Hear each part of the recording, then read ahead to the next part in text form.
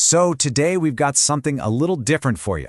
Think of it as a field report from the digital frontier, from the absolute cutting edge of a new blockchain called Midnight. We're going to follow one team of pioneers as they map out this brand new territory, and we'll see what happens when a really powerful promise crashes into a much harsher reality. And these folks? This is Pulse, the team right at the center of our story.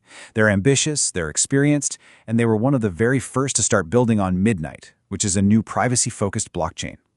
And what are they trying to do? Well, their goal is to build the foundational tools for its decentralized finance, the DeFi ecosystem.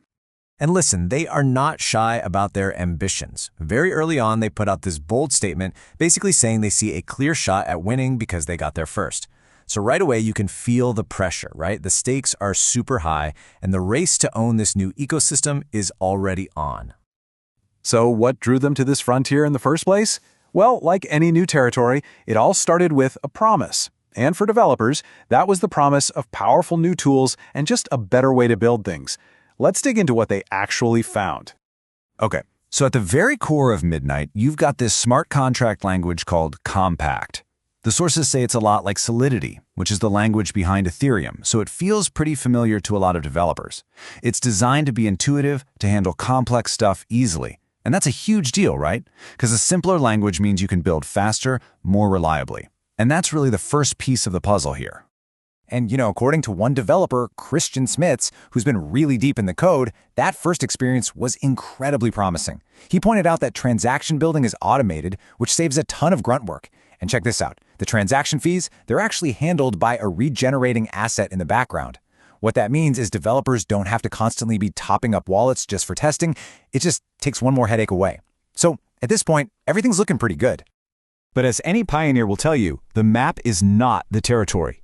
That promise of a new land often clashes with the tough reality on the ground.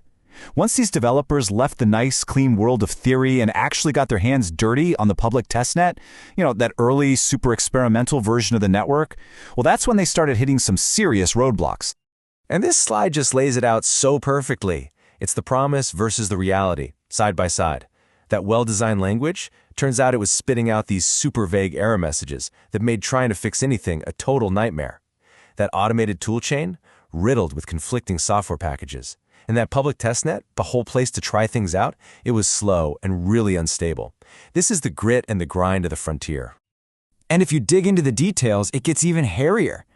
Compiled contracts were blowing up to over 100 megabytes. That is just huge. There were hard limits on how complex a contract could be. And get this, even the official example apps didn't work right out of the box. This wasn't some smooth, paved highway. This was like hacking your way through the jungle with a machete. And this quote from Pulse themselves just perfectly sums up the situation. They basically had to tell their first users, hey, if you want to try our app, you're going to have to run your own server using developer tools. The main wallet for the whole ecosystem wasn't even working right yet. It really doesn't get more raw than that. But here's the thing about pioneers, right? They don't just pack up and go home at the first sign of trouble. They push through. And for the ones who make it through all that hardship, there's a pretty big reward for being first. And this is the result. Think about it. Despite all that chaos, the bugs, the instability, the crazy workarounds, Pulse went and deployed the very first decentralized app on Midnight's public testnet. That's a title nobody can ever take away from you. They actually did it. And they didn't just limp across the finish line either. They did it with this incredible momentum. You can just feel the energy building. Day one, it's launching in 3 days. Then 48 hours. And then, bam, we're now live. That right there, that's the reward for all that struggle. So what did they actually build? Something totally foundational. A privacy-focused, decentralized exchange, a DEX. A DEX is basically an open marketplace for digital assets that isn't run by some big company. But this one was special. It was built for cross-chain swaps. And that's kind of the holy grail, right? The idea that one day you could seamlessly trade something like Cardano's ADA for Bitcoin and do it all privately on Midnight. This is a little peek into the incredible future this whole ecosystem is promising. So they made it. They were first. They proved it could be done. But of course, the journey is nowhere near over. The struggles on the testnet were very real, and the road to the main network launch, the mainnet, is still under construction. And that's the final, live version where real money and real value are on the line. And this is where a quote from that same developer, Christian Schmitz, really puts things into perspective. He gets it. He sees that the core Midnight team isn't wasting time polishing the testnet because their eyes are on the real prize, a perfect, rock-solid mainnet launch. So for developers out there on the frontier, this long-term focus isn't a problem. It's exactly what you want to see. And that brings us full circle, right back to Pulse. And guess what?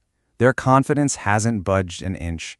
They truly believe that by going through all that early pain, by getting this massive head start, they've set themselves up to win.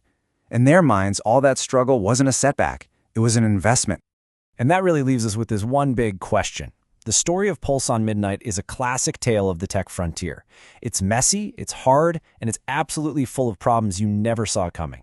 But it makes you wonder, doesn't it? For these pioneers on the bleeding edge of tech, is all that early, painful struggle just a hurdle to overcome? Or is it the actual price of admission for a chance to dominate the future?